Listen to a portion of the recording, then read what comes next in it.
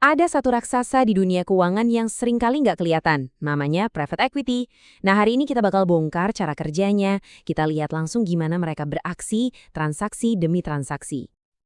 Oke, biar kebayang seberapa besar private equity itu, kita mulai dari angkanya dulu deh.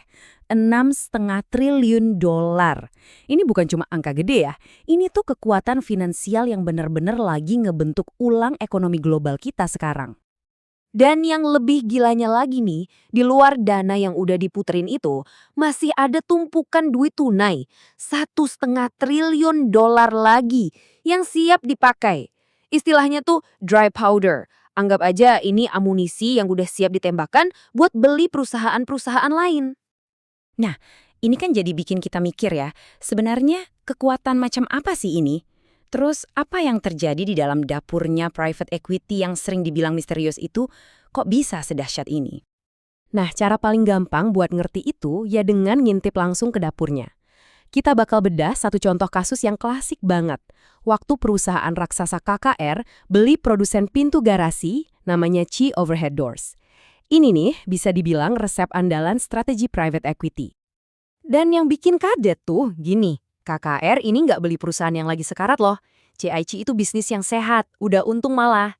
Nah ini kuncinya, mereka tuh bukan nyari barang rusak buat dibenerin. Mereka cari perusahaan yang udah bagus buat dijadiin luar biasa. Jadi, strategi KKR ini bukan sulap finansial ya, ini benar-benar perombakan total. Mereka masuk, mereka beresin semuanya, dari operasional sampai logistik. Dan yang paling penting, mereka kasih saham ke semua karyawan, semuanya. Hasilnya, gila, laba operasionalnya naik lebih dari 2 kali lipat. Jadi ini bukan cuma mindahin duit, ini beneran ngebangun bisnis jadi lebih kuat. Dan ini nih, buah dari strategi tadi. Waktu KKR jual perusahaannya, para karyawan, dan ini bukan cuma bos-bosnya ya, dapat total 340 juta dolar. Coba dia bayangin sebentar, duit yang dibayarin ke karyawan ini jumlahnya lebih gede dari modal awalnya dikeluarin KKR buat beli perusahaan itu. Luar biasa kan? Oke, kesuksesan kayak cerita CI tadi itu jelas nggak terjadi gitu aja. Ada dua pemain kunci yang bikin seluruh mesin private equity ini jalan. Yuk kita kenalan sama mereka. Jadi gini, di industri ini sebenarnya cuma ada dua kubu utama. Pertama, ada General Partners atau GP. Mereka inilah para manajernya yang aktif cari deal dan ngurusin perusahaannya. Terus yang kedua, ada Limited Partners atau LP. Nah, mereka ini investornya yang nyediain modal segunung. Simpelnya, GP itu otaknya, LP itu dompetnya. Tapi, di balik semua kesuksesan ini, industri private equity juga nggak luput dari kritik pedas. Ini yang akhirnya memicu perdebatan panas soal peran mereka sebenarnya di ekonomi. Jadi, dari satu sisi, banyak yang bilang model ini tuh kayak predator. Mereka nunjuk cerita-cerita di mana perusahaan malah jadi ancur setelah dibeli sama private equity. Ditinggalin utang, asetnya dikuras, karyawannya di PHK. Pokoknya ceritanya suram deh.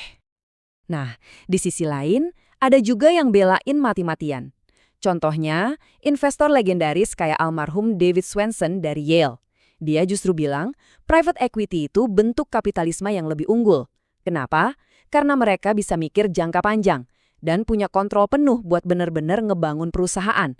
Nggak kayak di pasar saham yang seringnya mikir jangka pendek. Oke, jadi ada dua cerita yang beda banget nih. Satu bilang penjara, satu bilang pembangun. Terus yang benar yang mana? Daripada debat kusir, mending kita lihat aja datanya langsung. Yuk, cek papan skornya selama 20 tahun terakhir. Dan ini dia hasilnya. Kalau kita lihat data selama 20 tahun ke belakang, rata-rata imbal hasil private equity itu jauh ngalahin pasar saham publik loh. Ini bahkan udah dipotong semua biayanya. Angkanya bener-bener nggak bisa bohong. Dan ya, pada akhirnya ini jawabannya.